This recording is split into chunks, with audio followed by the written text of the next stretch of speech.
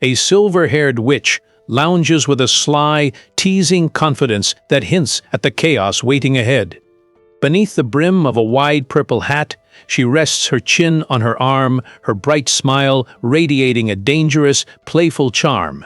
Tucked near her chin beneath that enormous hat, her hand frames a grin that is bright, sly, and inviting. She knows exactly what kind of trouble is about to begin. A puny noble wins over villains, drenches a witch, entertains her, and sets his sights on leveling up. A vow to protect the land hangs over the smoke-choked street, and the attackers crack under the pressure, realizing they cannot push forward. As that fear settles, the silver-haired witch turns to Adele with a bright, terrifying smile, asking if he minds turning these pigs into minced meat. Adele answers without hesitation, "Yeah, have at it." A broken plea hangs in the dark, but the permission is enough. The sword-bearing girl smiles with flushed, dangerous delight, and the witch grins wide, thrilled to be unleashed. Adele thrusts his hand forward with a promise that sets everything in motion. He will make everyone serve him, even villains themselves.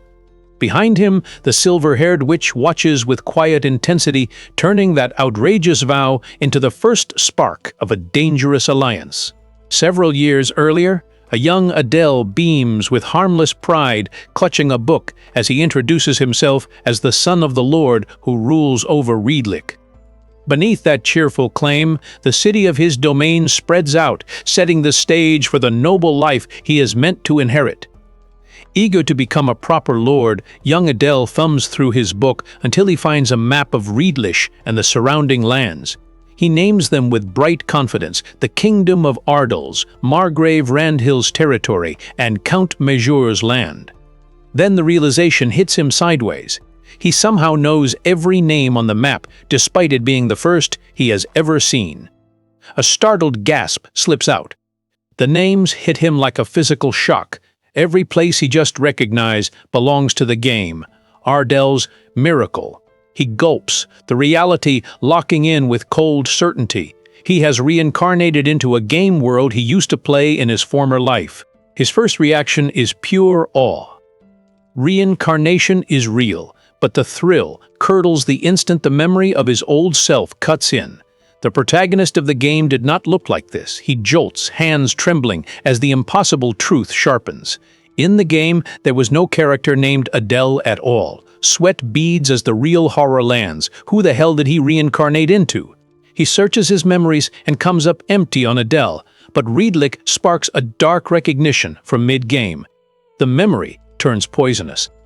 Riedlik is a ruined frontier, a place already emptied after a villain character attacked it. The truth drops him to the floor. He is not the protagonist. He is someone else inside the game world, and that someone is tied to Riedlik's destruction. Adele reels in horror. He is not the protagonist, not an ally, not even an enemy. Of all things, he is a character beneath a mob character, completely absent from the main story. No cheatability, no blessing, just a birth into a frontier doomed to be ruined by a villain. The dread twists into terror for everyone around him. At this rate, every townsman, his mother and his father are going to die with him. Young Adele slams his fist tight, vowing to do anything to crush that doom flag. He refuses to let Riedlik fall to ruin, not when he still has his old game knowledge. But the relief curdles fast. The game's events are still 9 years away, leaving him with barely any time and far too little information to save everyone. Adele forces himself to think. If he starts now, maybe he can uncover the real reason Riedlik falls. The map gives him the answer he was missing. Riedlik is trapped in the middle of a nightmare. Count Mejure's land, the Land of Death, the Western Forest, and Margrave Randhill's territory all press in around it, each ruled by a terrifyingly powerful villain. His county is not just doomed from one direction, it is surrounded on every side. Adele's dread sharpens as he pictures the monsters closing in. In the Land of Death, a demon folk plans to wipe out humanity, while the Western Forest hides the Witch of Calamity, a last boss-level threat. Then his head nearly splits from the pressure. Margrave Randhill's daughter to the south is a vicious villainess. Count Major to the east is a spell-flinging demon, and every one of them is treated as a final boss in the game. Riedlick is not just doomed, it is boxed in by villains. Young Adele snaps under the weight of it all. How is a puny noble, even less important than a mob, supposed to deal with a land boxed in by villains? The game only gave him a useless backstory. One of the villains attacked Riedlick, but the culprit never mattered enough to the plot for him to remember. Then the countdown hits him. 9 years until the game starts means 9 years until the villains move. Adele goes cold and quiet, the truth settling like a noose. The northern outskirts near the land of death are bleak and empty, nothing but bare trees, rocks, and a lonely wooden shack. Adele stops in front of it, realizing with quiet certainty that this is the place. A hooded figure waits in the dark nearby, making the air feel dangerous before he even moves. Adele clenches his fists, steeling himself. If his memories are right, the person inside could be the help he needs to dodge the doom flag. He raises his fist toward the door, holding his breath. Adele stands before the lonely shack, calling out to the hooded figure waiting in the shadows. He asks if the figure is Kane, his voice steady despite the danger. The figure hesitates, the air thick with tension, as Adele stakes his first gamble to alter their doomed future. Kane freezes when his mother notices the name Kane Arceus. She nearly blurts it out, but Kane hushes her, the weight of the villain name suddenly clear. Then it hits him. That is his name. Adele recognizes the boy as Kane Arceus, the future demonic prime minister. In the game, this cold-blooded figure becomes a last, boss-level threat, executing humans without mercy. The chilling reality of who stands before him sharpens Adele's resolve. Adele's eyes blaze with the hope that comes from spotting a loophole in fate. The game's plot is still 9 years away, so every future villain and boss is just a kid right now. He pictures the payoff instantly. An enemy appears, but instead of fighting it alone, he cheers from the sidelines, while the villains he wins over cut it down for him. If he can recruit them before their death flags trigger, the people destined to doom him might become the very allies who save him. Adele's plan is not to crush the villains. It is to win them over and use them. If he can turn even villains into allies, he can protect his land, dodge his doom flags, and survive as the puny noble he is.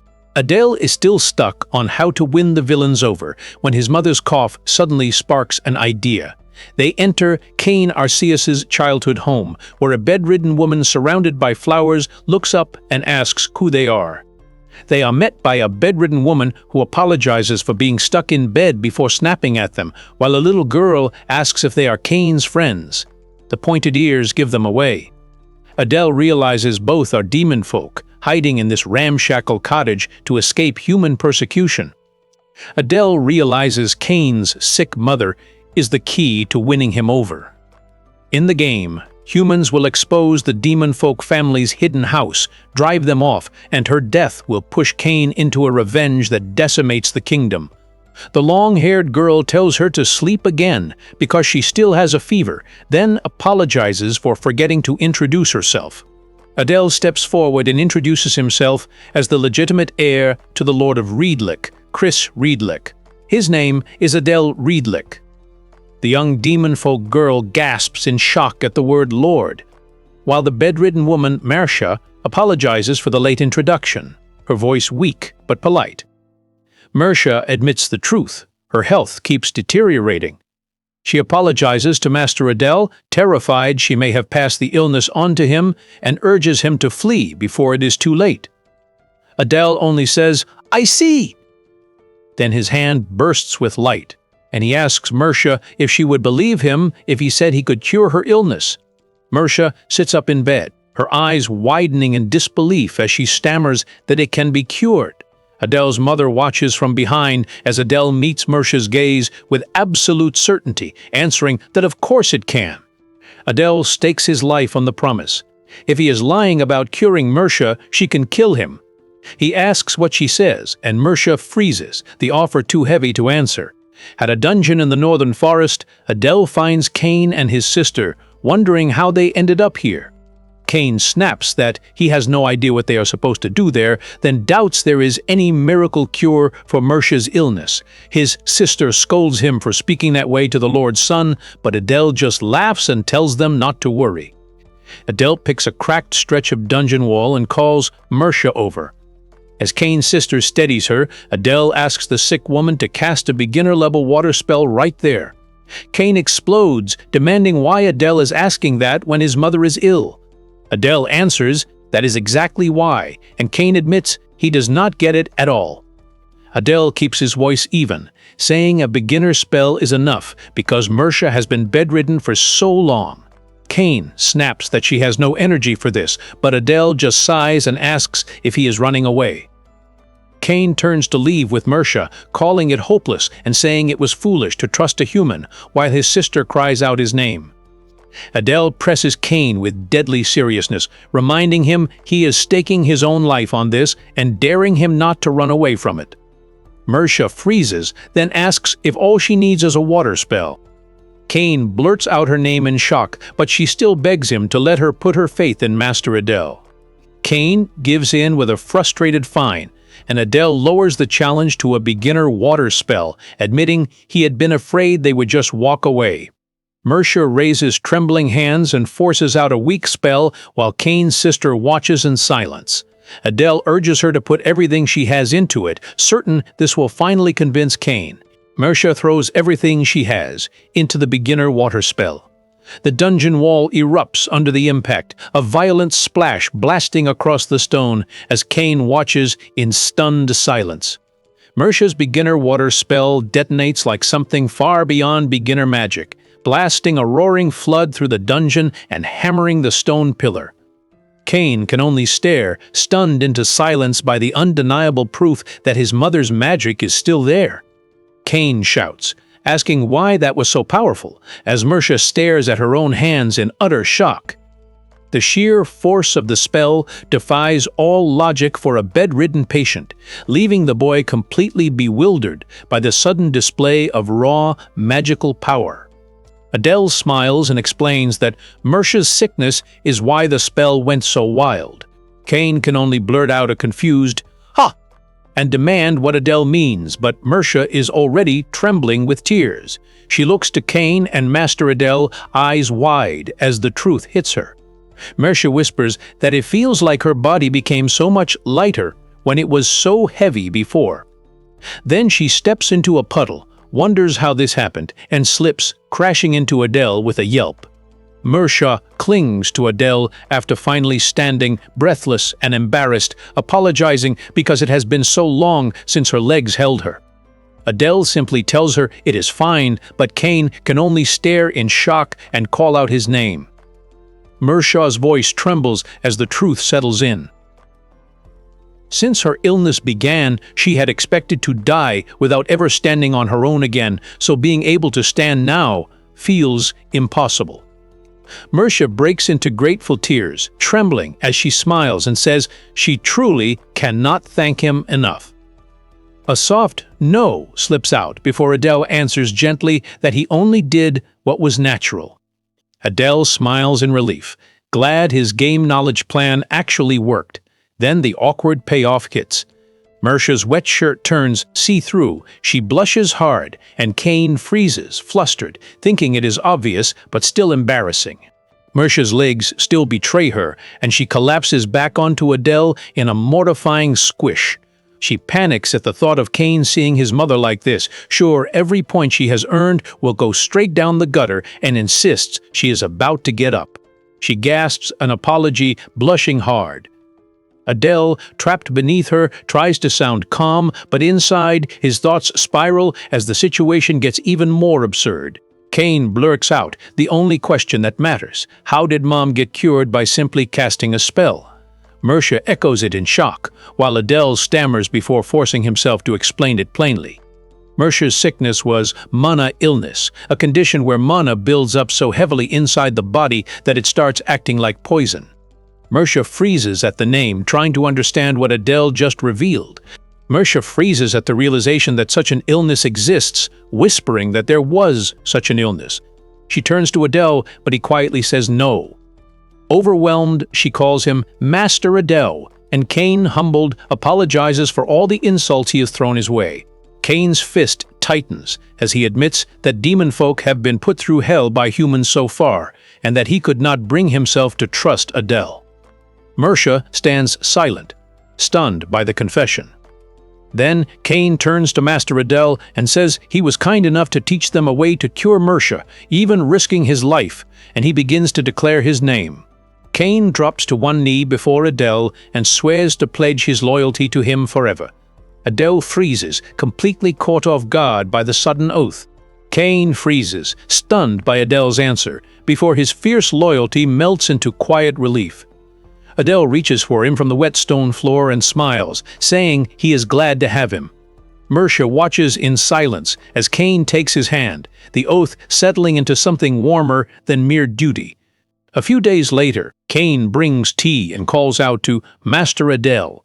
Adele accepts it with an easy thanks, now that his father has agreed to let both Cain and Mersha work in the mansion.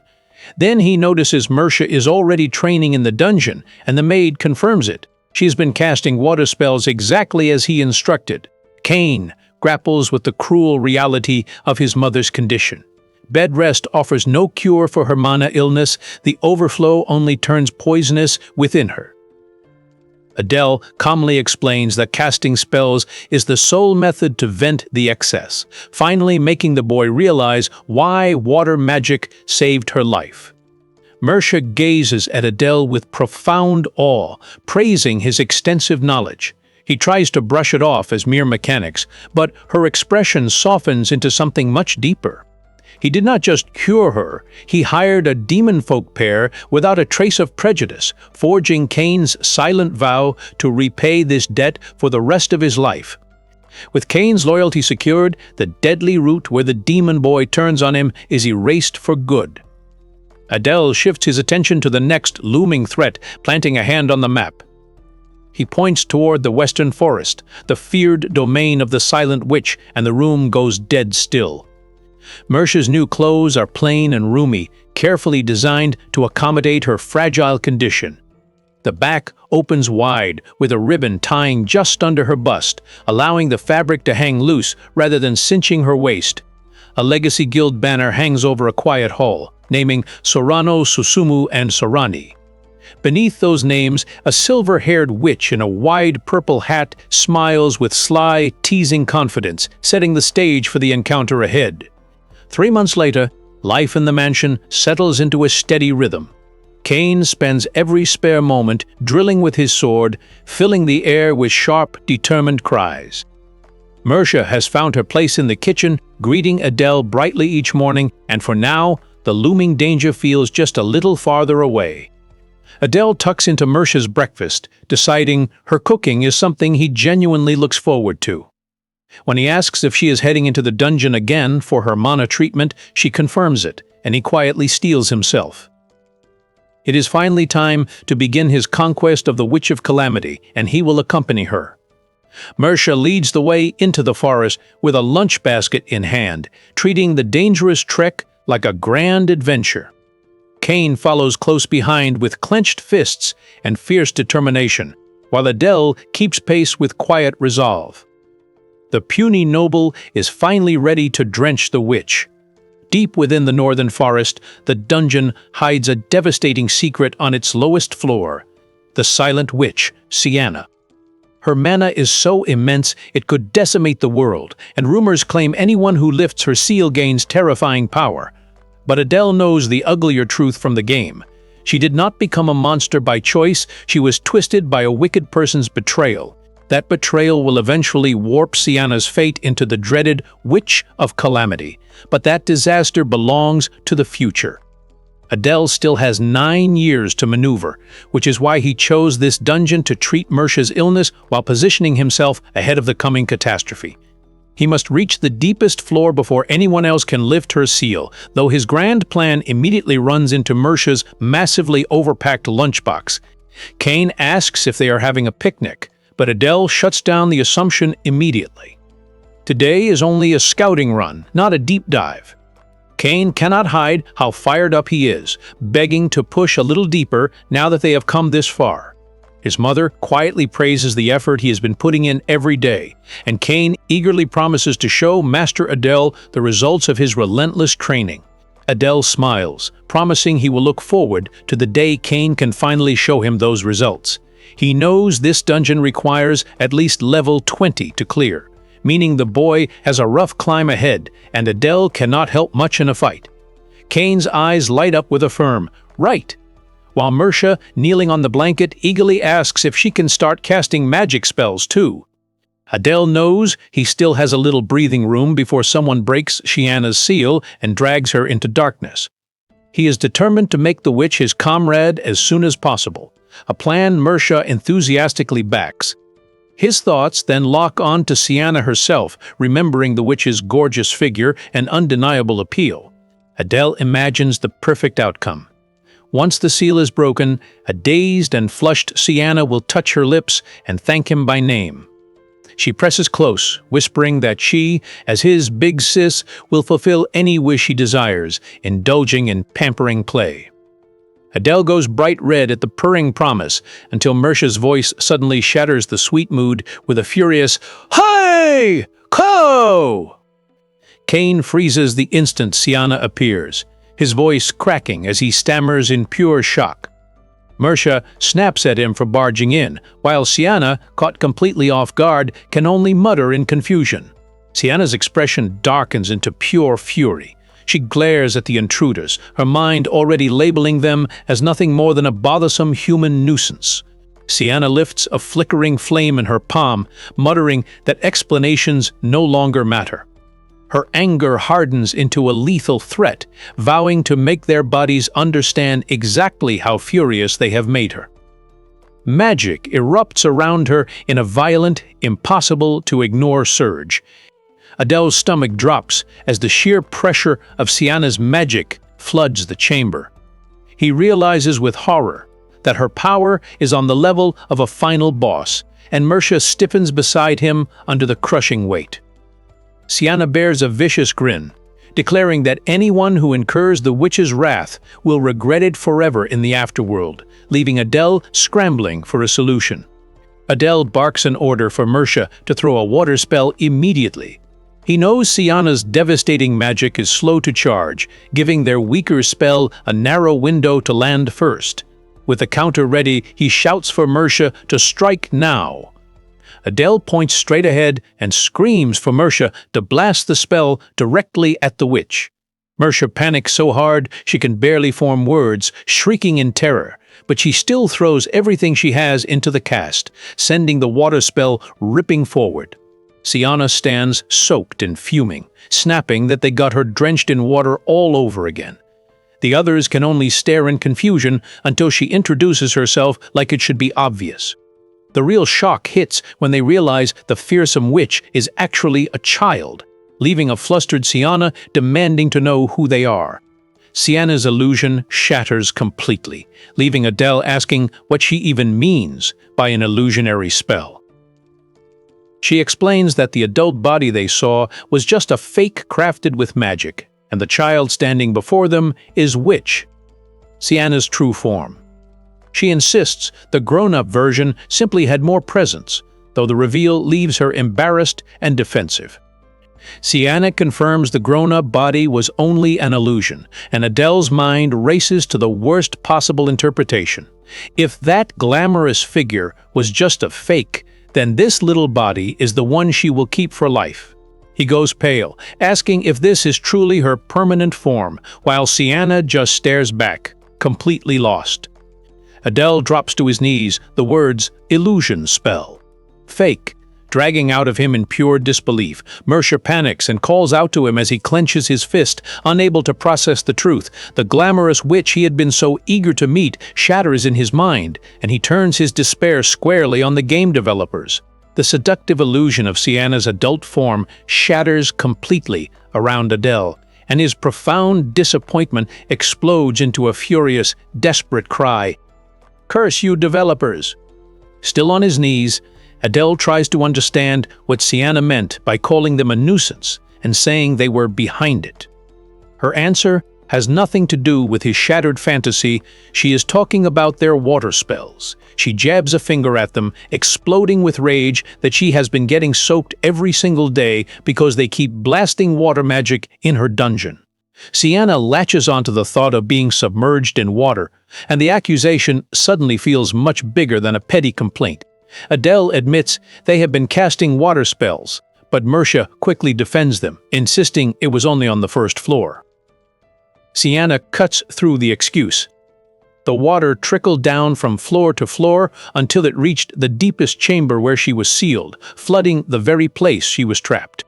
Sienna explodes that the water didn't just annoy her, it smashed through the walls by the gate of her sealed chamber and nearly drowned her inside. Adele, Kane, and Mercia freeze as the awful truth lands. Their water spells may have been what broke the seal in the first place. Sienna, still shaking with rage, snaps that all she wanted was one peaceful night's sleep. Sienna's fury turns colder as she lays out the sheer scale of their offense. Her dwelling was completely submerged, and she'd barely survived long enough to escape to the upper floors. As if drowning her once wasn't enough, they had the nerve to drench her in water all over again. Sienna trembles with rage, soaked and shaking under the weight of everything she has lost. She forces the question through clenched teeth, demanding to know how they intend to make amends for this. Mercia throws herself in front of Adele, shouting for him to get behind her as she tries to stand between her master and Sienna's rage. Adele can only stare, horrified that his simple wish to help has twisted into something this dangerous.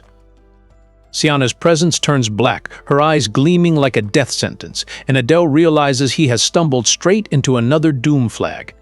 Mercia throws herself forward and screams a desperate apology while Adele and Kane stare from behind her.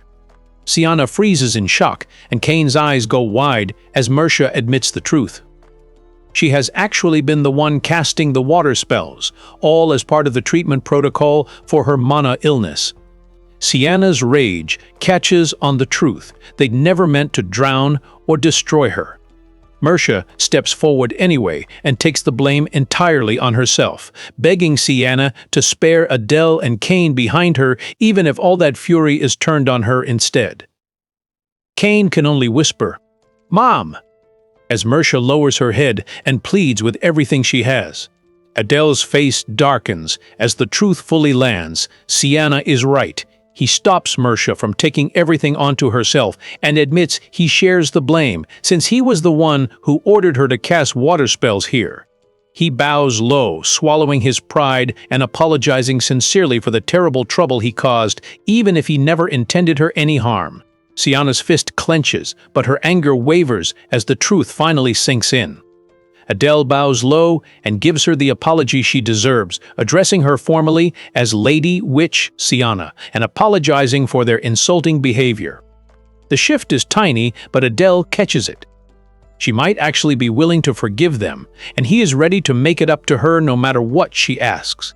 Sienna's smile turns sharp the moment Adele promises they will do anything. She purrs with her eyes hidden beneath her hat, latching onto the word anything with sudden, chilling interest. Adele instantly regrets it, realizing he may have promised too much to a villain who still looks like a child but holds the power to end them.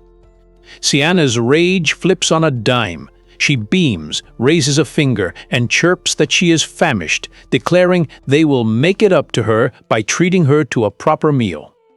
Adele and the others just stand there, stunned into absolute silence. Adele's blood runs cold as the truth hits him. Sienna is coming to their mansion. The witch's presence turns sharp and menacing, burying all previous sweetness under a threat no one dares to ignore. She smiles brightly and chirps that she is counting on them, making their debt feel less like a simple dinner and more like a leash. On the way back, Sienna already treats their debt like a dinner appointment, eagerly asking whether the food is ready yet.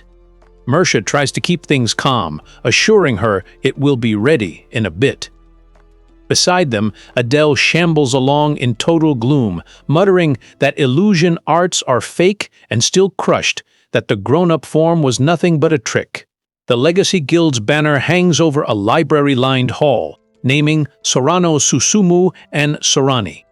Beneath the names, the silver-haired witch in her wide purple hat smiles with teasing confidence once more. Under the moon, Shiana lights up at the mansion gates and chirps that this must be his house. Adele, still dragging behind her in gloom, mutters that it is incredibly big. Shiana snaps her demand into the night. It is time he treats her to some good food. Adele's mood hardens, knowing this is a villainous character with a last boss-level mana pool, and letting his guard down means an immediate game over. A new ordeal begins. The puny noble entertains the witch. Shiana's illusionary grown-up form practically glows with hearts, waving in bright, greedy delight as if she has already won the night. Adele can only puff his cheeks in bitter defeat, while the real little Shiana beside him blinks in quiet confusion. Shiana slips into the mansion entrance and lets out a pleased little sound. The place is spotless and honestly not half bad.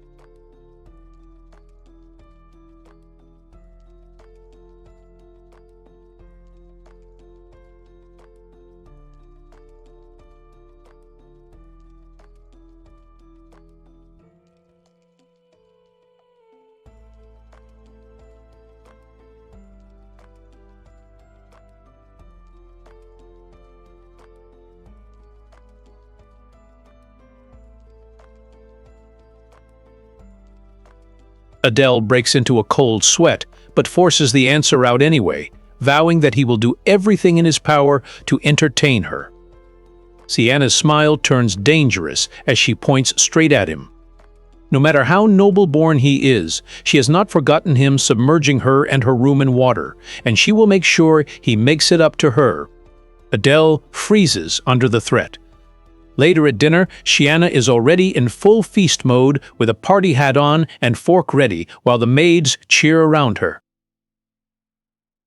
Adele had hoped perfect hosting might make her forget the incident, but with Shiana still holding that grudge over the table, he knows this will be an uphill battle. Balan steps in as the mansion's head butler, greets Master Adele home, and immediately clocks Shiana as the guest. Shiana wants to know who he is, and Adele explains that Balan is also Kane's superior. Trying to play the perfect host, Adele asks Balan to keep Shiana company until the meal is ready, emphasizing that she is an important guest. Shiana, already thinking about the food, asks about dislikes, and Adele realizes he has no clue. He puts everything on Balan, ordering him to give Shiana the best hosting he possibly can. Balan freezes, but only for a heartbeat, before his eye narrows and he calmly accepts the order. Adele's confidence comes rushing back. Balan is a veteran butler who has been gathering and training servants since before Adele was even born. If Balan's skill is paired with Mersha's cooking, winning Shiana over should be a walk in the park. He has her wait in a room until dinner is ready, already imagining her grudge melting away. 30 minutes later, Shiana has completely run out of patience. She snaps that Mersha is taking too long and demands to know how much longer she plans to keep her waiting, leaving Mersha to bow her head and apologize. Adele is already unraveling because Balan vanished after being put in charge of hosting her. Finally, Balan appears, cool and composed, apologizing for the delay. He explains that Mersha is preparing the food and they only need to wait a little longer, barely masking the chaos that just unfolded in the kitchen. Balan presents a massive bouquet of roses to Shiana, declaring that Master Adele requested them because beautiful flowers suit a lovely, important guest. Shiana freezes, then snaps that he interpreted that entirely on his own. Adele cuts in with sheer horror, insisting he never asked for any of this. Balan tears up, moved by what he believes is his master's sudden mastery of delicate social customs, leaving Adele trapped in an outrageous misunderstanding. Shiana's cheeks flush pink at the compliment, a reaction Adele immediately mistakes for confusion. She huffs that he is a strange fellow, though Balan quietly realizes his floral offensive actually worked. Shiana snaps back to business, warning that the meal had better taste good. Mersha finally arrives with the food, and Adele calls out her name in sheer relief. A specially made meat pie sits steaming on the table. Shiana stares at the dish in disbelief, demanding to know what the hell it is. Mersha beams, proudly declaring it her own specialty, and adds that there is soup too. Siana takes a bite and goes completely soft, stunned by a warmth and tenderness unlike anything she has ever tasted.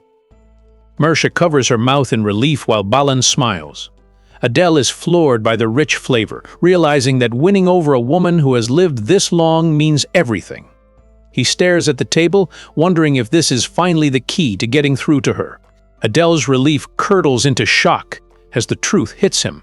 Siana has hardly ever had a proper meal, let alone any real kindness. She leans back and puffs out a satisfied sigh, declaring herself stuffed as the plates sit completely empty. Adele lets out a quiet breath of victory, realizing his hosting plan actually worked, and decides to seize the moment to push a little farther. Convinced he has already nailed the hosting, Adele searches for one more way to entertain their guest.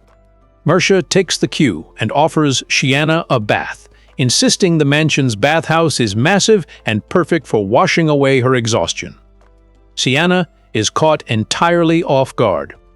Mersha winks at Adele for approval, leaving him stunned by how smoothly she is executing the plan.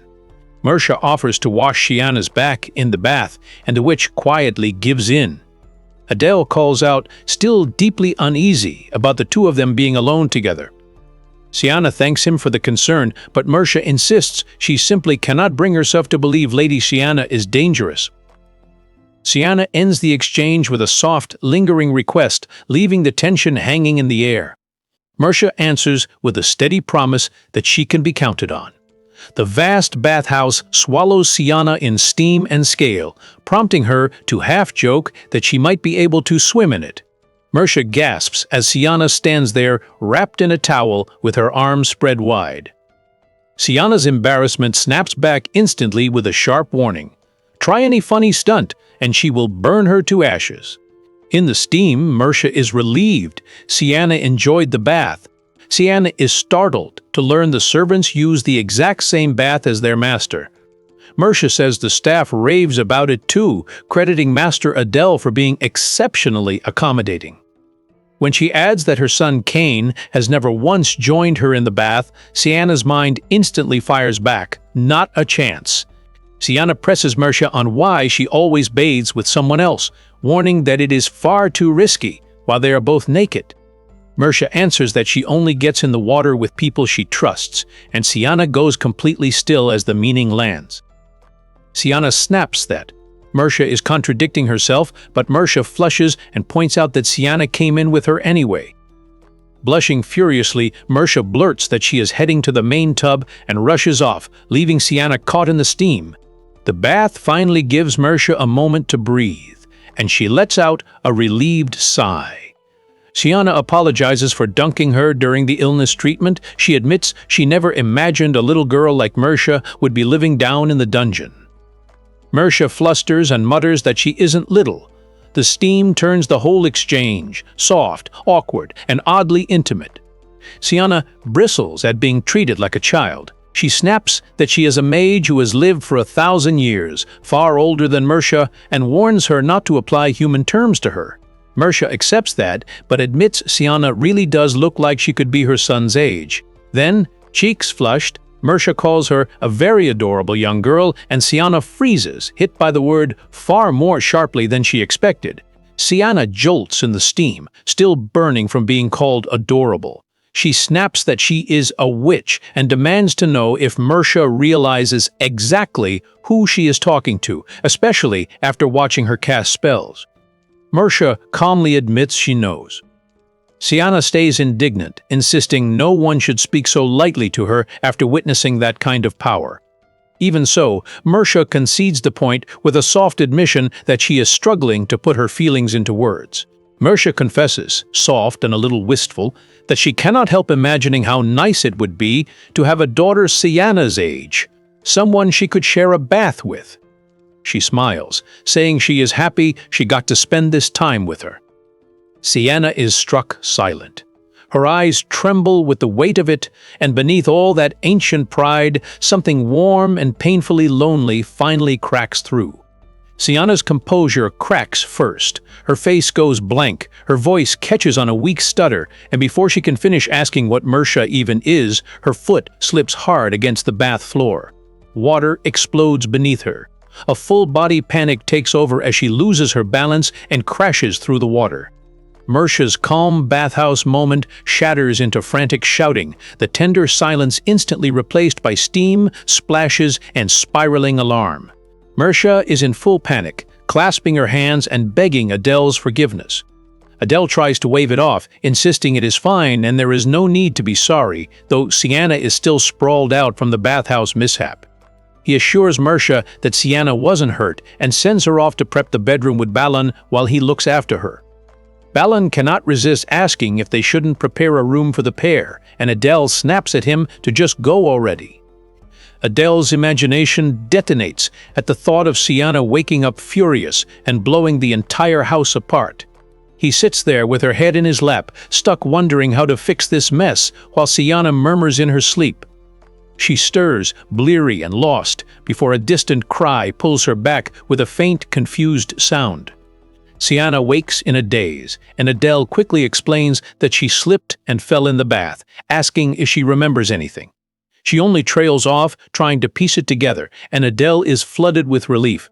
She does not seem angry, just hazy. He starts to say something, but Sienna suddenly looks around the room and asks where his parents are, since she has yet to see them. Adele freezes. Adele quickly covers, explaining that his parents are away on work. Their land is small, and they do not carry much authority compared with other lords, so they usually serve elsewhere instead of hosting guests. Sienna quietly accepts that until she drops the real bomb. She says that, for now, she sees Mersha and Balan as her parents. Adele freezes in sheer disbelief. Sienna's strange declaration leaves Adele grasping for words. He admits he barely understands it himself, but suggests that maybe what matters isn't blood, but how people feel about each other. The thought sinks deep into Sienna.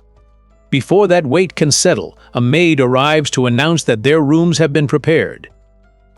Adele thanks her and tells Sienna her room is ready, but just as he turns to leave, her hand shoots out and grabs his sleeve, stopping him cold. Sienna's hand stays locked around Adele's sleeve as she asks, cheeks flushed, if he can sleep together with her. Adele freezes with a helpless stutter.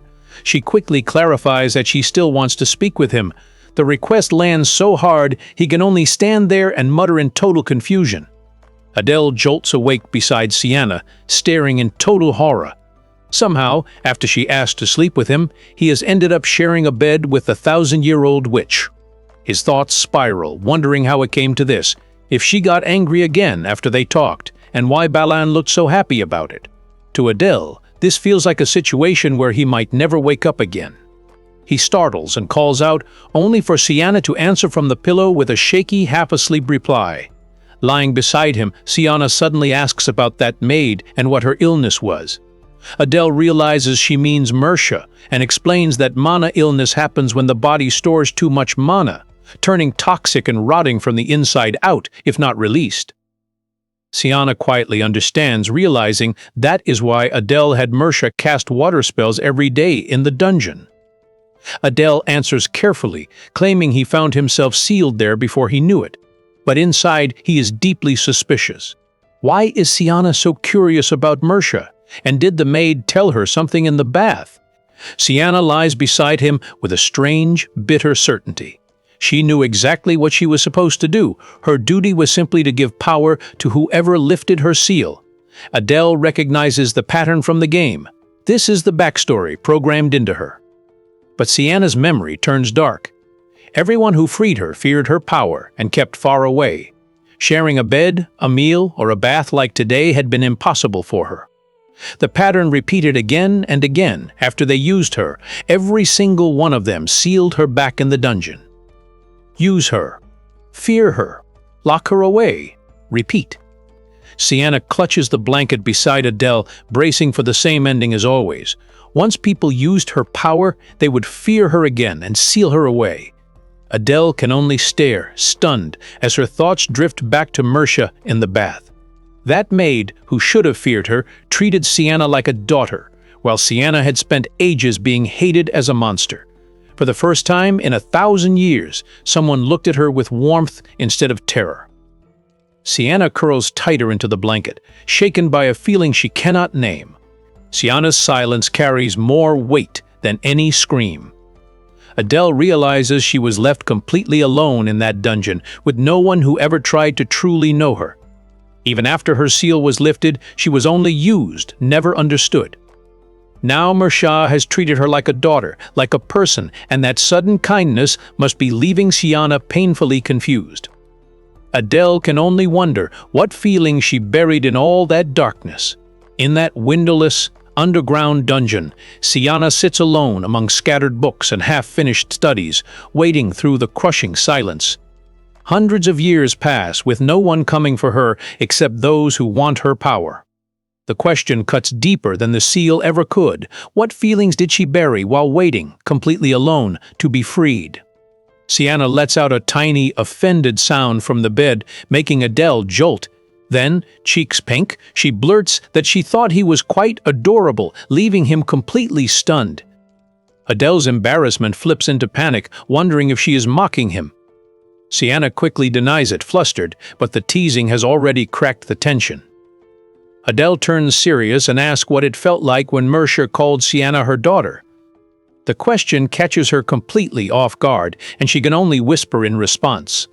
Sienna's voice trembles as she clutches the sheets, insisting she is a witch, a monster. Adele cuts through that fear at once, declaring that it does not matter. He tells Lady Sienna that only she can decide how she feels, and if Mersha's kindness made her happy even a little, she should let the maid know tomorrow. Sienna's voice trembles as she asks if she is really allowed to decide how she feels. When Adele does not answer right away, she can only whisper in quiet surprise.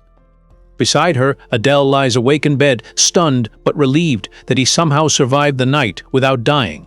He knows things can still turn dangerous at any moment, so he braces himself to stay awake until morning and play it safe. Adele jolts awake in a cold panic. He meant to stay up and keep watch over Sienna, but his child's body betrayed him, and he fell asleep before he knew it. He turns to the pillow beside him and whispers her name. She is gone. His thoughts spiral instantly, terrified that Sienna might have gone to Mersha and done something to her. With that fear clawing at him, Adele throws himself out of bed, desperate to find her right away. Adele bursts in, shouting Mersha's name, still terrified that Sienna might have done something to her. But the panic drains the moment he finds Sienna sitting up in bed, perfectly fine, with Mersha beside her and breakfast waiting. Sienna softly tells him he is finally awake. Mersha cheerfully greets him as Master Adele, explaining that Sienna invited her to eat. Adele can only stare in disbelief before weakly agreeing to let Mersha make his breakfast. Adele's mind nearly breaks when he realizes Sienna and Mersha have already had breakfast together, and the word darling is suddenly in the air. Sienna, suddenly decisive, reminds him that he told her to choose for herself. She reaches out with sparkling confidence, declaring that she too will live with him in this house. Adele tries to defend himself, insisting he only told Sienna she could choose how she felt about other people. Mersha immediately calls him out, pointing out that he just handed that choice to a dangerous individual. Adele flails, asking what is dangerous about that, before remembering the witch who blasted a massive spell the moment they met.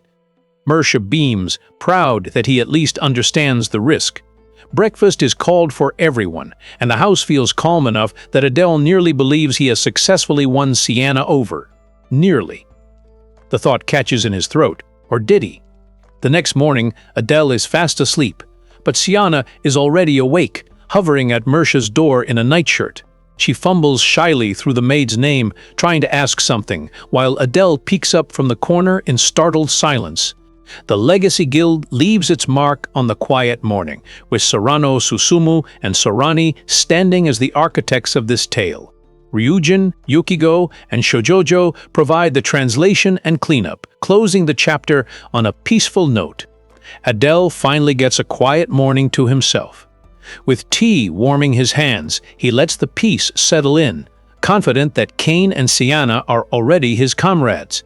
and this point in the game's backstory should be safe. No battles, no disasters, nothing worth panicking over.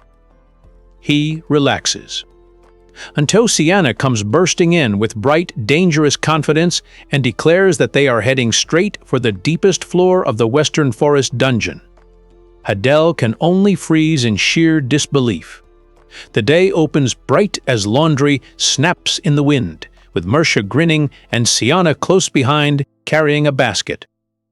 The puny noble is looking to level up. Adele's refusal detonates at once. Sienna, completely unfazed, explains that she wants to retrieve her personal belongings from her room on the dungeon's deepest floor, believing the water has already receded. Adele flops onto the floor, shouting that there is no way he is going to a dungeon and asking if she is some spoiled child. Sienna calmly points out that he has gone to the dungeon plenty of times before. Adele snaps back that he only ever stayed on the first floor, where monsters do not show up. The deepest floor would throw monster encounter after monster encounter at him, making it far too dangerous. Sienna's confidence is almost insulting. The dungeon trip will be fine, she says, because Adele has her with him. Adele nearly loses it, convinced she is completely underestimating how weak he is. He has proof. When he first realized he had been reincarnated, he immediately checked his status, only to find himself at level 1 with fire, water, wind, earth, light, dark, and healing all sitting at 0. His magic points were null, his growth rate a pathetic fraction. And despite having aptitude for every attribute, he could not use a single spell. That useless stat screen is exactly... Adele explodes in frustration. His weakness isn't just that he was born useless, his growth rate is so miserable that even training and leveling up are practically meaningless. With stats this broken, spells that normal people learn in a couple of weeks would take him years. He lays it bare. In the game, his backstory was originally a one-way road to doom and ruin. Adele's panic goes nuclear. He jabs a finger up and screams that he is confident even low-ranked monsters in this world can do him in. The system saddled him with a top-tier debuff that makes doom flags easy to trigger, making him a puny noble in every sense of the word. Sienna can only stare, surprised that he has the gall to proudly belittle himself. Adele hammers the point home. A measly noble like him is doomed to die if he dives into the deepest floor of a dungeon. Sienna calmly calls it a pickle. She asked the others to come along, but every one of them said they were busy. Adele starts to object when the mustached servant peeks in, but the man destroys any chance of denial by cheerfully wishing them a happy first date. Adele realizes he has been set up. Sienna drives the point home. If everyone else is unavailable, Adele is the only one who can go with her. When she adds that she needs someone to carry her luggage, Adele collapses into a desperate refusal, screaming that she should just go by herself because he is going to die. They reach the Northern Forest dungeon's underground second floor, and Adele can barely get out. A stunned sound before the truth hits him: there are no monsters. Sienna just smiles, completely vindicated, reminding him that she told him it was going to be fine. All the monsters were wiped out thanks to Mersha's water spells. Adele's face burns as the realization sinks in. He was so adamant about refusing to come, and there was no need for him to panic at all. Sienna explains that the water has receded, so they just need to wait for the monsters to eventually respawn by feeding on the mana inside the dungeon. Sienna's room is a disaster. Books, papers, broken furniture, and chunks of stone are scattered everywhere, and Adele can only stare and mutter that it is all cluttered. Then his patience snaps, demanding to know whose fault she thinks this is. Sienna huffs that she already apologized plenty, but she is only kidding. With a grin, she tells him they need to search for anything still usable, including clothes. Sienna flips through a water-damaged spellbook and admits the books are probably a lost cause. Adele, though, notices something else scattered through the wreckage, a whole pile of magical staves. He asks if she really needs that many, and Sienna answers with quiet pride that each one has a different effect. Her mood brightens when she checks the closet. Unlike the books, her clothes survived the flood. Sienna explains that the staff Adele is holding is a magic item. As long as he has the aptitude, it lets him use water magic, though only beginner-level spells at first. Adele freezes on the word anyone, and then the thought hits him like lightning. His magic points are still 0, but he does have water aptitude. If he equips this staff, even this level 1 weakling might finally be able to cast magic. Sienna slips into a dress from her closet and beams when it still fits, humming as she checks herself in the mirror. She turns to Adele, cheeks pink, and asks if it is a pretty fine dress. Before he can answer, he starts murmuring an incantation, and Sienna just tilts her head with a puzzled sound. Adele grips the staff and shouts the incantation, demanding the water become a bullet that strikes his enemy. The spell answers with a sharp burst of magic. Sienna barely manages a confused sound before the blast erupts. The first magic Adele ever casts does not feel heroic. It detonates straight into Sienna, blasting her with a violent splash and sending her shrieking in surprise. Adele freezes with water on his face, stunned by the impossible truth he actually cast magic. His eye shines with disbelief. He really did it. He really cast a spell without training, just by holding the staff and forcing the words out. Then Sienna stands there in her ruined dress, dripping onto the floor, her expression darkening as she squeezes his name out. She is absolutely soaked, and Adele's first miracle lands straight on top of her fury. Adele lunges at Sienna, begging for the staff, entirely caught off guard that such an incredible item exists in this world. His unfiltered praise sends her face flushing bright red. Sienna caves, pointing out one final treasure, a ring that amplifies healing magic. Adele thanks her, thrilled by the advantage, though the excitement hits a hard limit. Even with magical artifacts, he remains fundamentally weak, forcing a grin as he realizes his unorthodox method is the only way to shed the title of puny noble. Weeks later, Adele announces he has completely submerged the dungeon's second floor, wiping sweat from his brow as the murky water settles. Sienna admits her surprise at the sheer audacity of the plan. He merely smirks, recalling her own mention that Mercer's water spells had once wiped out every monster lurking down there. Submerging the underground floors allows him to drown monsters and amass experience points in absolute safety. Panting from the sheer physical toll, he ignores Sienna's suggestion to wrap up for the day. His mind is already racing with the potential of using water magic to scrub the entire dungeon clean. Adele buzzes with excitement over the prospect of farming experience endlessly and unharmed. Sienna praises his creativity and drive, making him blush and quickly credit her guidance. The compliment leaves her flustered, snapping that flattery won't get him anywhere, right before a sudden splash and a baffled cry shatter the moment. A wolf monster tears straight through Sienna's barrier, prompting her to admit she probably made it too weak. Adele shouts a warning as the beast breaks through, while Sienna realizes this is the desperate, cornered strength of a trapped predator. Before she can cast her next spell, Adele steps forward with his sword drawn, prompting Sienna to cry his name in sheer alarm. Sienna snaps that he cannot seriously intend to take the beast down alone, especially after bragging about his pathetic abilities.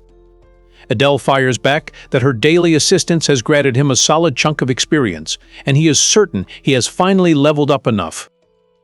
As the wolf monster lunges, he calls upon the water, shaping it into a lethal bullet aimed straight at his enemy. The water bullet punches straight through the wolf monster, blasting it out of the air and smashing its carcass into the dirt. Adele freezes, wide-eyed and breathless, as the beast lies perfectly still at his feet. Adele can barely process it when Sienna confirms he actually took the wolf down. He erupts into celebration, proudly pointing to his status, still level 1. But his water magic MP has finally climbed from 0 to 1. Sienna teases him for making such a fuss over a single measly kill, though Adele insists the victory belongs entirely to her. Hope flares within Adele so fiercely he can hardly contain it. If he keeps leveling his stats at this rate, he might actually stand a chance against the villainous characters destined to drag him to his doom. Adele and Sienna arrive home, with Adele practically glowing with the confidence that his leveling is finally shielding him from the next doom flag. The maid welcomes him back, but Kane cuts in with a grave apology. A visitor from the neighboring territory has arrived to see him. Adele freezes in his tracks. His confidence shatters when the maid explains that Sir Balan is already handling the guests, but they insisted on paying their respects personally. The neighboring territory sets off immediate alarm bells. Every villain in this region is a walking doom flag, and this one has arrived far too soon. He stammers, demanding to know the visitor's identity while the maid calmly notes his return. Adele's next doom flag walks through the door with a serene smile. The visitor introduces herself as Freya Rascart, politely greeting Sir Adele while the maid behind her nearly chokes on the recognition. Her name hits like a warning siren, the explosive Saint Freya, the girl who left a trail of obliterated towns in her wake. A playful note of gratitude for the first volume lingers in the air, accompanying a warm, flustered moment in the bathhouse. One girl looks surprised and flushed, while the other grins mischievously behind her. Later, in Sienna's room, she notices a completely drenched figure and asks what happened. The soaked girl explodes in frustration, declaring it is Sienna's damn fault and demanding to know how she could be so oblivious. Sienna is left stunned, the horrifying realization dawning that she really was the one who caused it. The Legacy Guild's banner looms over the names of Serrano, Susumu, and Serrani. Beneath it, a silver-haired witch in a wide purple hat smiles with sly, teasing confidence. Freya Rascarte stands bathed in light, draped in a graceful white dress, her blonde hair loose and her smile soft enough to mask the warning bells accompanying her name. Her hands are folded neatly, a ring glinting as a calm, saintly poise anchors. A quiet breath settles over the estate. 5 starting marks line up like milestones, heralding the next stretch of trouble closing in on Adele. Freya Rascart commands the spotlight, smiling with a soft, saintly calm that almost hides the danger woven into her name. Beneath her, the title settles, bearing the marks of Serrani, Serrano Susumu, and Falmaro as the architects of this tale. Adele Riedlich smiles, stars in his eyes, captivated by his brilliant new strategy. He realizes that if he simply gathers the villains around him, he can transform his doomed fate into an impenetrable fortress. The world of Ardel's miracle is about to be turned completely upside down. Adele Riedlich grins into his impossible dilemma and chooses the boldest move imaginable: win over every villain with a high chance of destroying Riedlich. It kills 2 birds with 1 stone, slashing the number of doom flags while turning dangerous enemies into powerful allies. The plan has already begun to work, but just as relief starts to settle, a new potential doom flag rises from the dark. A silent warning hangs in the air. The puny noble is about to be asked a favor by the saint. Freya Rascart smiles gently, but the mere presence of her request feels inherently dangerous.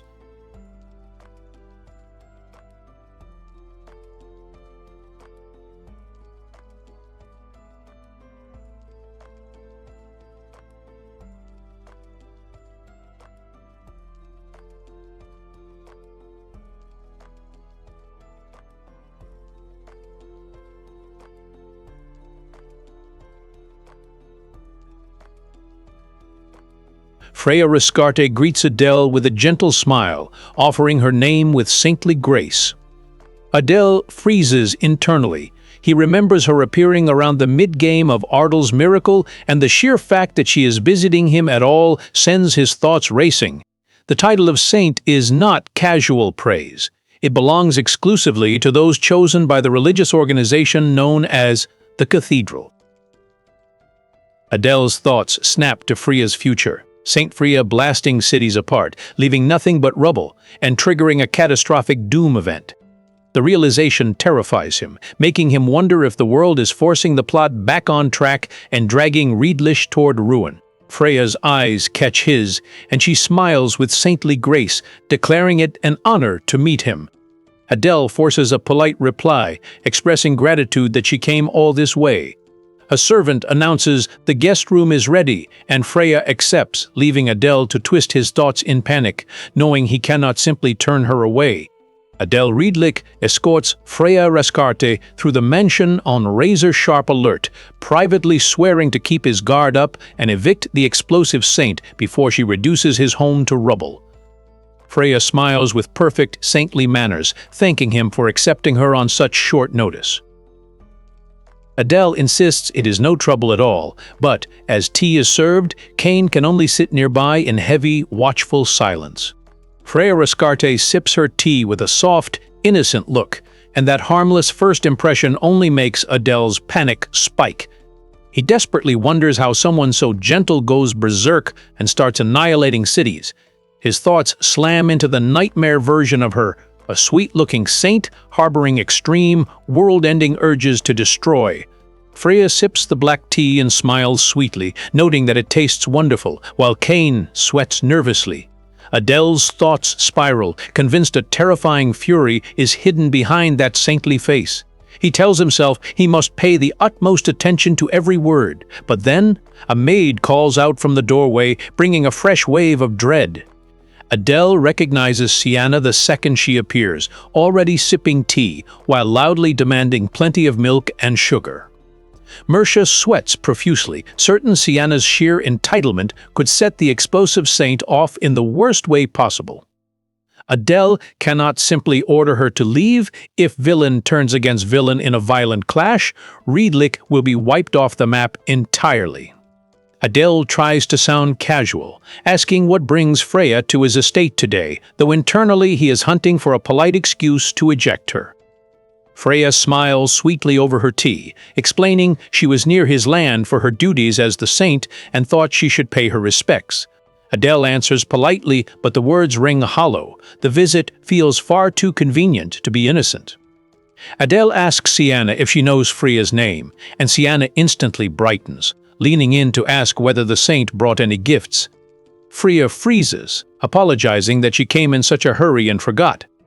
Adele's thoughts snap, realizing this fool is actively being rude to a walking doom flag, but Sienna simply explains that visitors always bring delicious food, drooling over the sweets from the other day.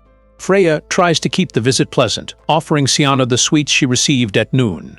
Sienna's eyes light up at the word, leaning in eagerly to ask what kind they are, while Adele reaches for her with a strained, desperate warning. "It is too late!" Sienna's rush turns into a clumsy crash, sending Adele tumbling directly onto Freya, wincing as she lies stunned beneath him.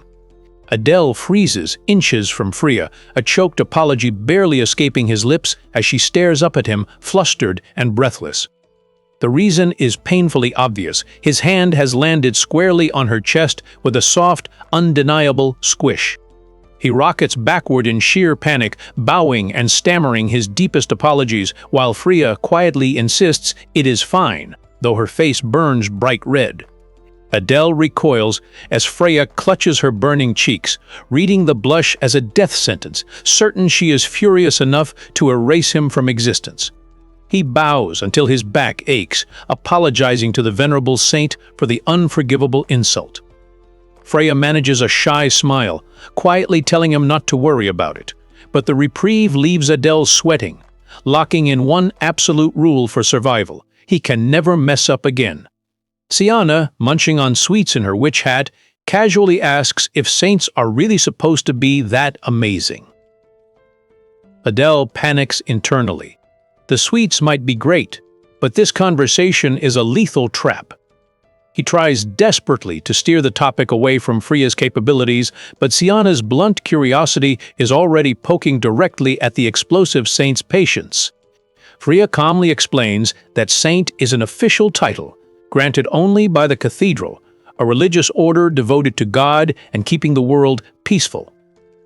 Sienna stumbles over the name with a confused mispronunciation, while Adele plays along as if he has never heard of the organization, privately sweating with relief that Freya did not snap. He flashes his brightest smile, telling Freya how impressive it is that she was chosen, deciding the smartest move is to keep buttering her up. Sienna pieces together, what a saint means in the most innocent, dangerous way possible. They use healing and light magic, so they must go around soothing people's pain. Freya's expression instantly hardens, and the room drops into a suffocating silence. Adele freezes, wondering why she suddenly went quiet, before panic detonates inside him as he realizes they might have just lit her fuse. Adele's mind scrambles for a way to salvage the mess he just made. Freya answers with a gentle smile, explaining that she travels to all kinds of lands to deepen her knowledge, as she is still training to become a full-fledged saint. Yet the instant magic is mentioned, her expression goes rigid, and Adele realizes he may have hit a raw nerve, quietly pulling Sienna aside for a moment. A maid knocks at Adele's door, bringing Sir Balin's message that Saint Freya should stay the night since it is already very late. Adele nearly short-circuits. The last thing he needs is to spend another day watching the fuse of an explosive saint. He tries to politely send her home by mentioning her busy, saintly duties, but the maid turns to Freya and asks if that is all right with her, deepening Adele's panic. Freya is thrilled by the bath, gushing that it is so vast she could swim in it, while Sienna eagerly declares she cannot wait. Adele nearly short-circuits at how casually they are raising the difficulty level. Balan steps in and drops the worst possible question, whether they wish to sleep in the same chambers. Adele instantly snaps back, demanding separate rooms, leaving Sienna blinking in confusion as Adele collapses in quiet defeat. Freya slips out of the bath with a soft hum, a towel clutched close as steam curls around her. Sienna stays sunk in the water, letting out a tired sigh as if the heat finally loosened the day's tension. Yet beneath all that warmth, her face tightens into a quiet, uneasy stare. Freya kneels in the bath's haze, trembling as Adele's name forms in her mind. Whatever that thing is, she tells herself she has no choice but to cling to it. Then Adele appears, radiating nervous urgency, demanding to know if she did exactly what he asked.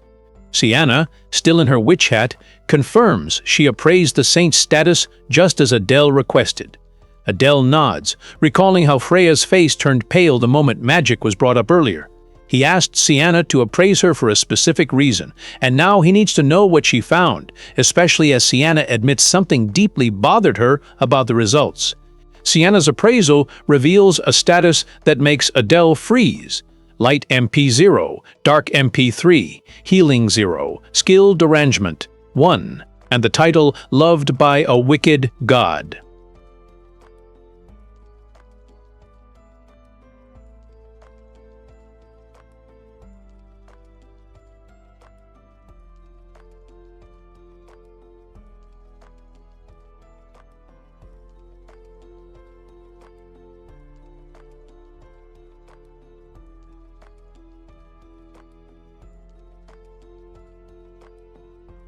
Sienna explains that a religious sect worshipping a wicked god did exist in the game, but it is not the one Freya belongs to.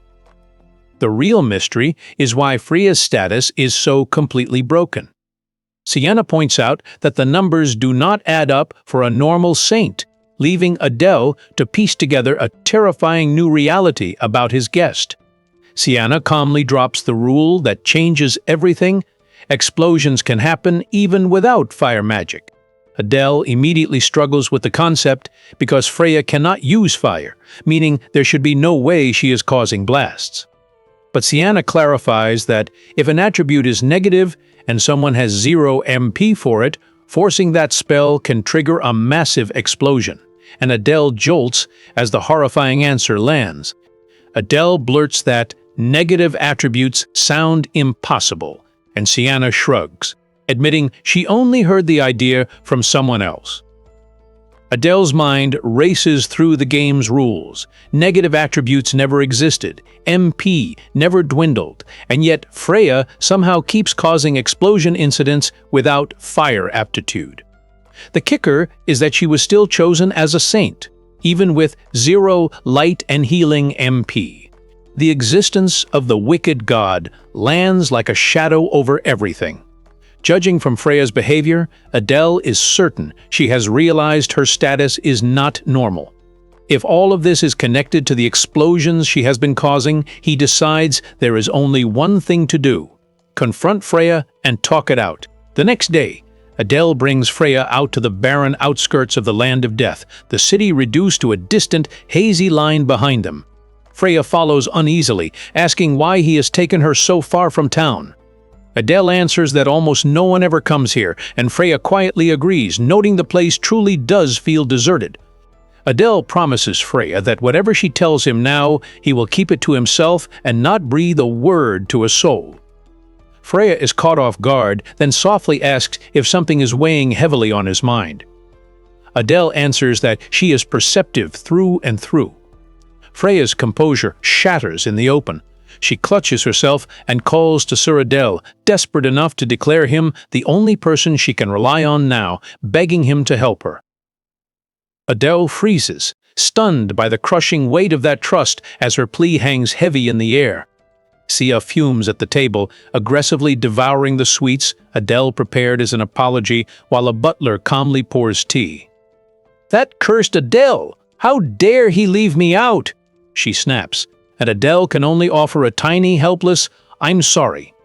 The reality of their world solidifies. I was reincarnated as the weakest noble, so I collected some villains. Within a library-lined chamber, the Legacy Guild's banner hangs, bearing the names of Sorano Susumu and Sorani. Beneath it, Freya Rescarte stands in a white dress, calm and composed. Adele has long suspected Freya is hiding something, and the proof is damning. She appears from nowhere, and Sia's appraisal exposes her as level 5 with light, dark, and healing all at 0, skilled arrangement 1, and a title declaring her blessed by a wicked god. The instant magic is mentioned, Freya goes pale. Freya's status defies all logic. Light 0, dark 3, healing 0, no one. Lacking light or healing should ever be chosen as a saint. Sia's warning echoes in his mind. Forcing a spell through 0 MP causes a massive explosion. If that triggered Freya's rampage in the future, he foresaw, Adele can no longer dance around the truth. He reaches out, risking everything to ask what truly weighs on her mind. Out in the barren land of death, two girls lurk near the rocks, watching Freya and Adele from a distance, as if expecting the conversation to detonate. Adele has dragged the saint to this deserted wasteland for answers, and Freya's silence carries every ounce of the danger he feared. Meanwhile, Sia sulks at home in a tiny burst of outrage. "Why me? Staying home?" Amid the barren rocks, Adele asks the question, Freya cannot dodge. Does she truly want his help? Freya freezes, confused and wary, demanding an explanation. Then her composure shatters. "The truth is," she admits, "I suddenly became unable to use magic a few months ago." The confession hits Adele like a physical blow. Freya confesses that when she first received the title of saint, she could wield both healing and light magic. Adele's suspicion locks into place. Her dilemma is entirely magical. But everything changed. She faked illness for months, hiding it even from the cathedral, until saintly duties made the deception impossible.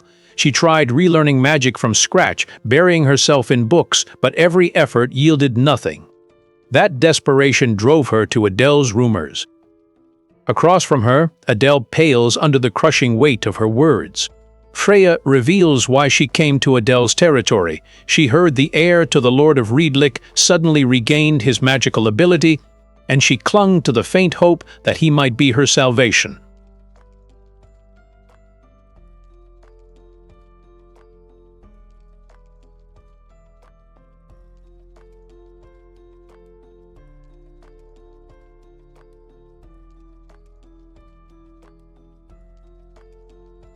After his own magic training, he avoided one doom flag, but not in the clean way Freya assumes. As her figure stands before him under a rising menace, Adele realizes Freya's plea turns the entire rescue on its head. She wants him to teach her magic. Adele freezes as the situation violently backfires. When she presses him on how he managed to cast it all, he hesitates, then reveals that Sia's magic device allowed him to use magic despite near zero aptitude. His status lays bare the pathetic truth. Level 1, Water 1, every other element at 0, growth rate 0-1, as he stares at the ring-like device in his palm. Adele holds the key to saving Freya, and immediately wants to keep it for himself. He remembers the ring he found with the staff in Sia's room, the magic tool she said could grant magical ability. If Freya uses it, she might finally cast healing magic. But the thought of handing it over makes his fist clench. It is a super rare item he doubts he will ever find again, and giving it to Freya means he may never learn healing magic himself. He already feels rotten towards Sia. And to make matters worse, Adele's mind blanks. Freya immediately apologizes for cornering him, swearing she will never reveal his method for learning magic. She begs him, offering to do anything within her power if he shares the secret. Adele starts to refuse, but realizes he is completely trapped. If he denies her, Freya could still blow him up, and he cannot dodge the question without exposing the magic tool. Freya's plea cuts deeper than Adele can deflect. At this rate, she will lose the very reason she has to live in this world. The words slam into him. His face tightens, then he exhales in defeat. He turns away from her trembling figure and finally gives in. I understand. Adele warns Freya that he cannot promise she will use magic exactly as she once did. But he does have a plan. Freya's eyes light up, her hands fly to her mouth, and she gasps, "Really?" Adele privately admits to himself that having the saint in his debt isn't a bad deal, while Freya thanks him with barely contained emotion. Sia and the maid keep watch from behind the rocks as Adele faces Freya in the land of death. He holds out the ring-like magic tool, telling Freya he is giving it to her first. The words, magical item, make Sia bristle, and Freya recoils, horrified that he would hand over something so valuable. Adele pushes forward anyway. Merely wearing the device can raise her magic aptitude. Adele makes the sacrifice sound almost effortless. If Freya can learn magic again, the precious item is worth giving up. To himself, the real victory is sweeter. He gets to erase one death flag. Freya goes scarlet, stunned by what feels like profound kindness. Adele tells her to hold out her hand, and she stammers an obedient, "Okay." Then, blushing even harder, Freya asks if she can put it on any finger she wants. Adele answers yes, confused but willing, and she lowers her eyes as the ring settles into place. Freya chooses the ring finger of her left hand, cheeks burning, as Adele carefully slides the magic tool onto her skin. Adele notices exactly where she placed it and freezes, sweat prickling his face as the implication hits him. Of all the fingers in the world, why did she pick that one? Freya lifts her left hand, the ring gleaming on the finger that sends Adele's thoughts skidding. She admits, startled and flushed, that she has never received a ring from a man before. Adele tries to preserve his sanity by telling himself it only makes sense. Anyone would feel daunted giving an accessory to someone of the saint's stature. But Freya looks at him with shining eyes, cheeks burning, and calls, "Sir Adele!" She promises to treasure the ring. Adele tries to stay composed, telling Freya he will be grateful if she truly treasures it. Freya fires back with desperate, wholehearted sincerity. She is still glowing over the ring on her left hand, cheeks burning and hands fluttering until Adele has to wonder if she is even listening. He brings her back to the point. The ring's effect is basic, but Lady Freya should now be able to use magic. He wants her to cast healing magic immediately. Freya squeaks in confusion, then glances around the empty rocky ground and lands on the problem. There is no one here wounded for her to heal. Adele answers Freya's worry with dangerous certainty. "I know. That's why." Then a knife is in his hand, bright and ready. "I'll use this." Freya's blush drains into pure horror. She grips her hands to her mouth, realizing exactly what he means. Shea cries out for him to stop. Adele warns Lady Freya to stand back because it will be dangerous, while the maid can only protest in panic. Adele's desperation turns vicious in an instant. "If there are no wounded," he growls, driving the knife into his own hand, "we can just make them." Blood splatters across his palm as he forces the wound into existence, and Freya freezes in horror, hand clamped over her mouth as the ring on her finger catches the shock. Adele forces a grin through the pain, knife still in hand, and thrusts his bleeding palm toward Freya. "Come now, try casting a healing spell on me." Freya's face twists in horror as she demands why he would injure himself when he is bleeding, but Adele just says, "This cut is nothing." He holds out the wound and presses the point. "After all, you're going to heal me, are you not?" Behind the rocks, Sia has to hold the maid back while the maid can only stammer, "But I." Freya cannot answer. Her eye goes wide. "But." And the sight of Adele's wound drags her back to the memory of the people she couldn't save, a mother clutching a sobbing child, a desperate plea of Lady Freya. "If," and an angry man pointing at her like she has already failed. The old verdict slams down. I fail again." And Sia reaches for her shoulder, but Freya can only let out a broken, "Ah!" Freya remains trapped in the old horror, eyes wide and frozen, but Adele pushes through her panic with a bright, reassuring smile. He tells her it is going to be fine. He knows she can do it. Then he drives the point home. She has to have confidence in herself. Adele's reassurance echoes in Freya's mind. It's going to be fine, and the words finally reach through her terror. Sia holds her steady from behind, admitting that she understands, while Freya murmurs how strange it feels to be pulled back by someone else's faith. She reaches for Adele's bleeding hand and says, "Please excuse me." With the ring on her finger and Adele's trust burning in her chest, Freya steadies herself. She really feels like she can do it now. Here goes nothing. Freya's blush deepens as she clasps her hands, still burning from the place Adele touched her shoulder. She calls on the goddess, asking her to heed the plea and bless the person before her with soothing bless. Beneath it all, Freya's heart is simple and fierce. She wants to soothe him, to pay him back. For his kindness, Freya pours everything into one desperate command: heal. A brilliant magic circle erupts between her and Adele, flooding the rocky ground with holy light as her trembling faith finally becomes power. Adele watches the spell bloom before his wounded hand, and for the first time, Freya's healing magic answers without failing. Freya jerks both hands up in stunned disbelief, the ring bright on her finger.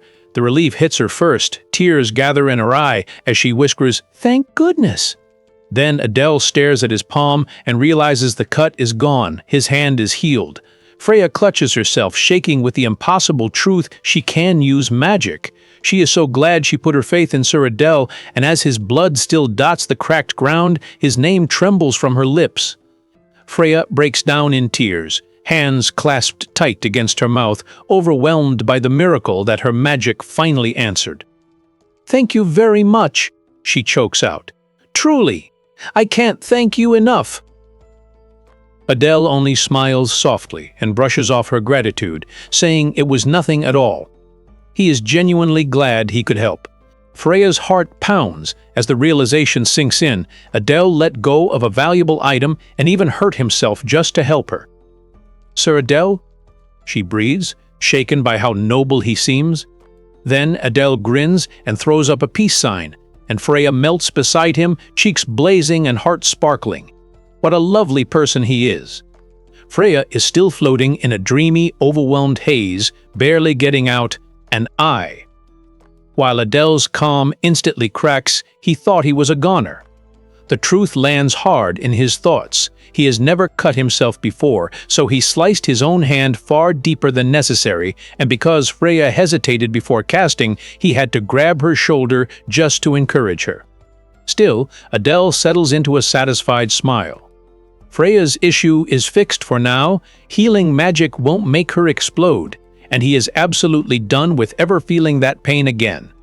Adele turns to Freya with a strained smile, because the danger isn't gone after all. If she tries casting light magic, she might still cause an explosion, so that doom flag is very much still hanging over her. His solution is simple but brutal in its own way.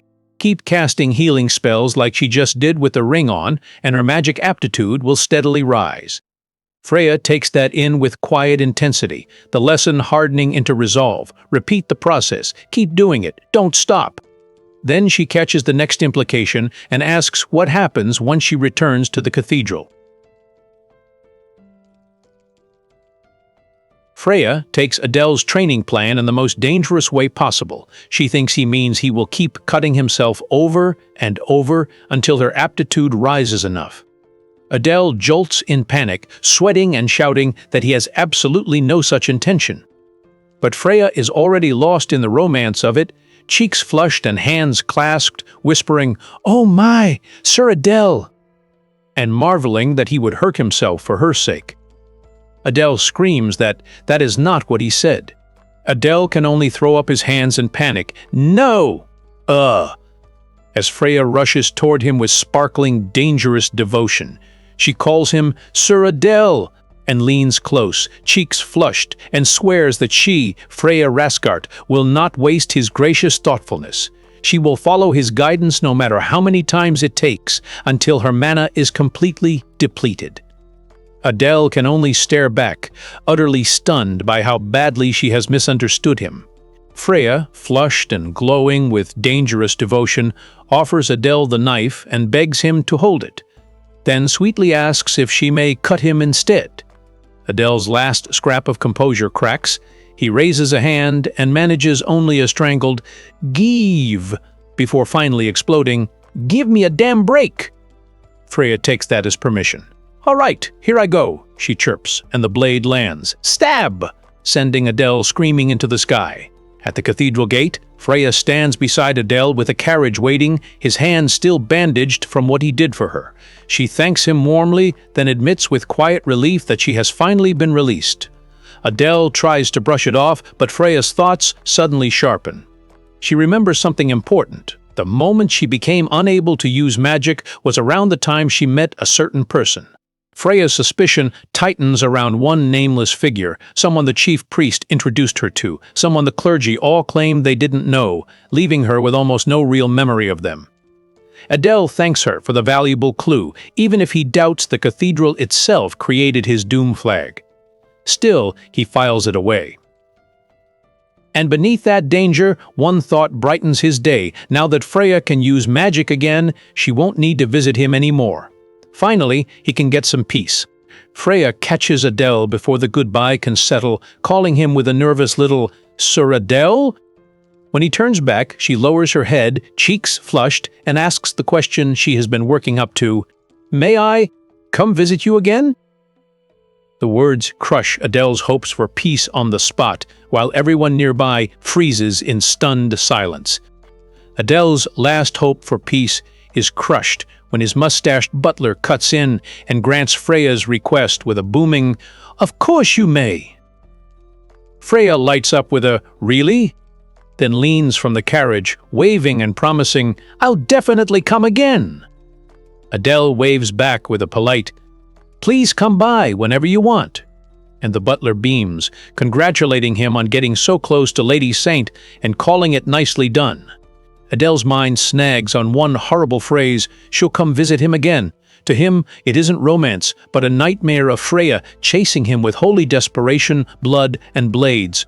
The stress finally wins. Adele collapses as the butler panics and Freya rushes to ask if he's all right. The strain is so bad he sleeps in for an entire week. The hidden girls witness Adele and Freya's ordeal, and it cements their loyalty to him. As Adele's scream rips out and Freya cries, "Heal!" one of them trembles with awe, convinced he is a truly magnanimous person. A new reality is etched into the world. I was reincarnated as the weakest noble, so I collected some villains. Within a library-lined chamber, the Legacy Guild's banner hangs, bearing the names of Serrano Susumu and Sorani. At the center, Freya Raskarte stands in a white dress, her soft smile framing the truth, "I was reincarnated as the weakest noble, so I collected some villains." Production records fill the scroll to the left. On the Eastern Highway, the little witch-hatted traveler is already done with the trip, snapping that they've heard nothing but just a bit further, and she's exhausted. The dark-haired boy insists.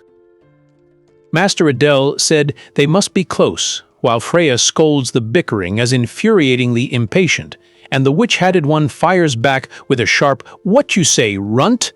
The dark-haired boy finally spots it and calls the others over there. At the edge of sight is their destination, a rough bandit hideout tucked among the trees, its wooden buildings waiting like a trap.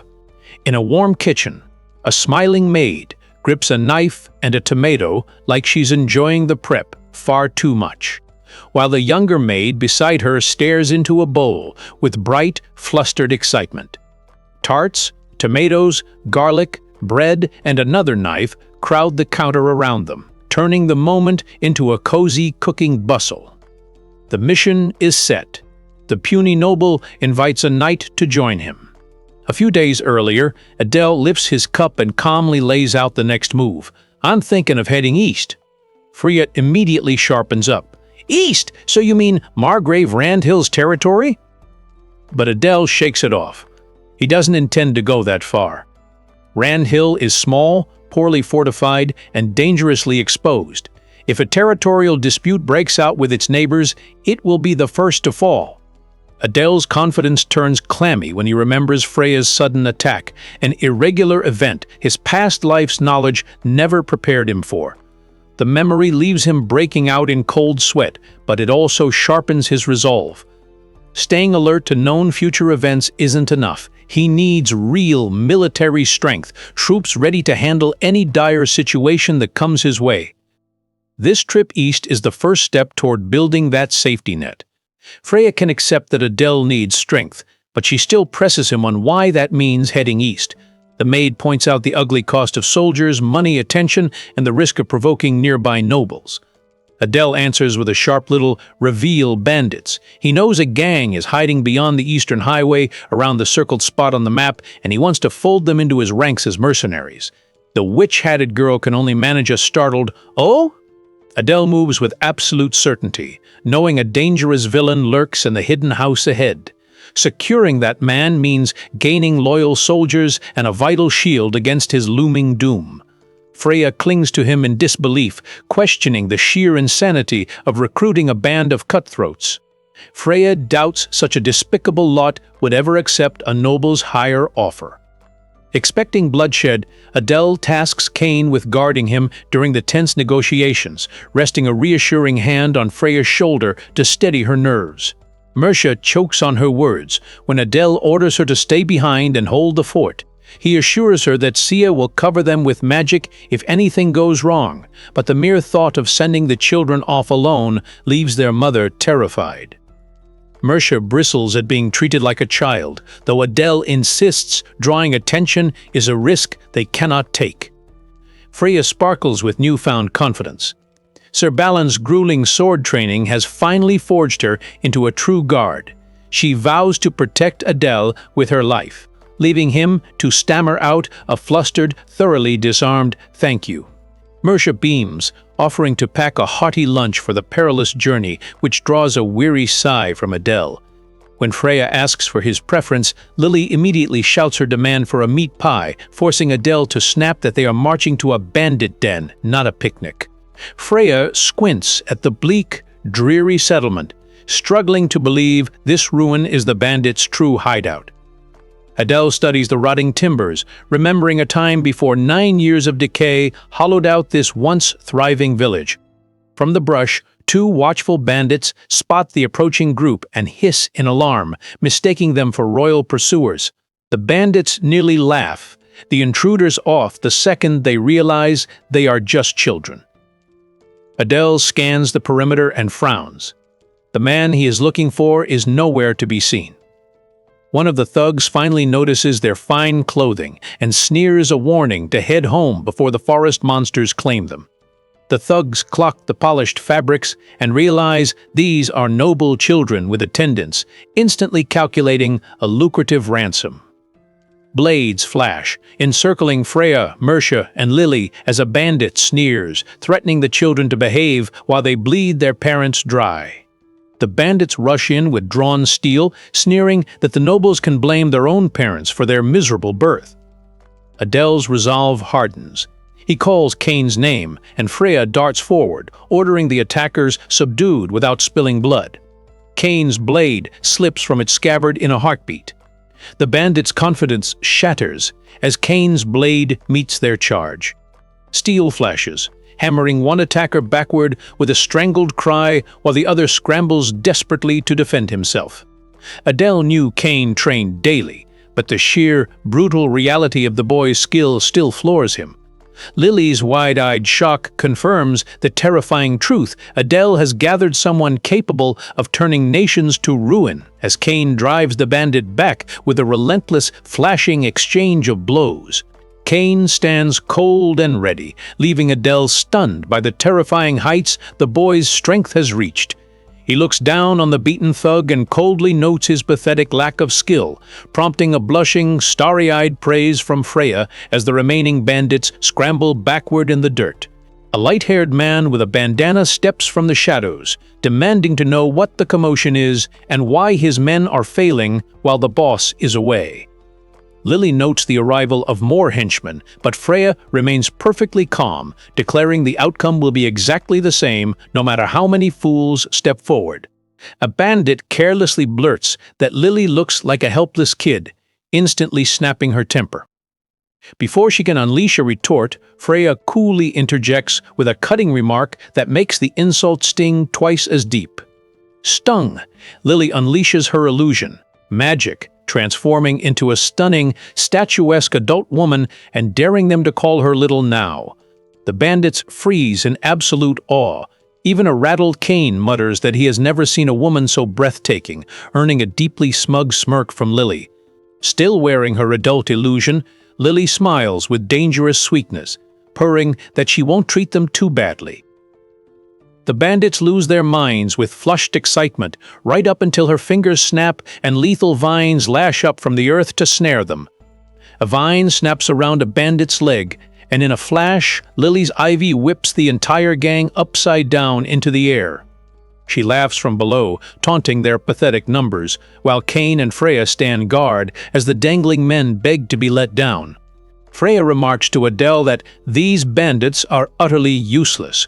Lily, still basking in her adult illusion, boasts about wiping them out, only for Kane to sharply retort that she is still a child if she has to rely on a spell to look like one.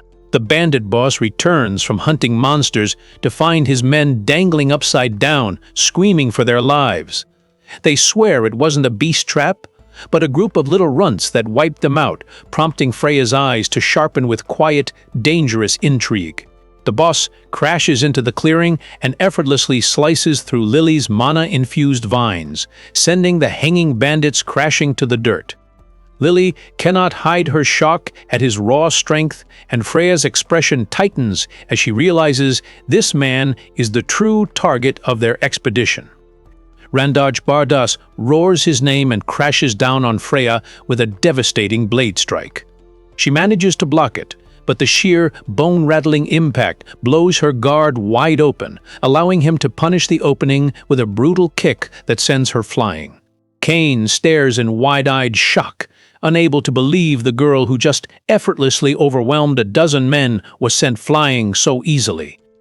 Freya kneels by a tree, clutching her stomach in pain as she processes the terrifying gap in their strength. Randaj boots hit the ground, and the truth lands with them. He is a former royal knight who walked away after watching aristocratic corruption crush the commoners. Adele decides to come clean, stepping forward to address the man by his true, legendary title. Randaj confirms he came here specifically to meet him.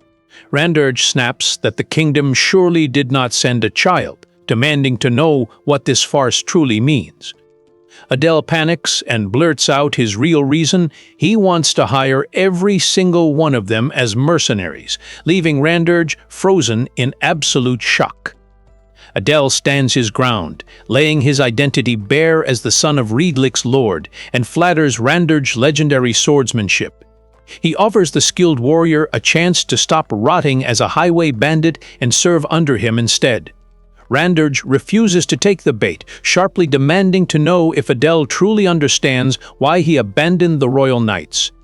Randaj cuts him off, declaring he would rot in hell before working for the nobility. His anger spills out as he spits that aristocrats tax the starving to stuff their own pockets while living in outrageous luxury, vowing he did not hone his sword for the sake of such scumbags. Randurge finally snaps, roaring that he would slaughter every single noble with his own hands if he could, barking for them to get out of his sight immediately. Adele and Cain stand frozen, realizing the depth of the man's hatred runs far deeper than they imagined. Adele's fist clenches as his hope cracks, wondering if his noble birth makes this mission truly hopeless. One of Randurge's men hesitates, noting that Adele and Cain do not seem like ordinary, pampered nobles. Randurge furiously snaps at him to shut up, sick to death of cleaning up the messes of insufferable aristocrats. Freya calls out to Master Adele with a worried apology, while Lily checks if Cain is hurt. Cain insists he is completely fine, but his stomach lets out a massive, humiliating growl, forcing him to awkwardly declare they will retreat and try again another time. A horned, bear-sized monster erupts onto the road with a deafening roar, while a second beast steps from the shadows behind them, closing the trap. Cain's face drains. A creature like this should never leave the deep mountains. Adele goes entirely still as Randurge's earlier words crash back into his mind. Randurge realizes the scent of blood from his earlier clash must have drawn the beasts in. He draws his sword and yells for the brats to run before they get mauled, while Freya urgently urges Master Adele to follow his advice and escape. Randurge's stubborn streak catches Adele off guard. The man who just swore to slaughter every noble is now risking his life to protect them. Adele's eyes sharpen, recognizing the perfect chance to pull Randurge into his camp. He cuts through the panic with a wild declaration they are going to assist him,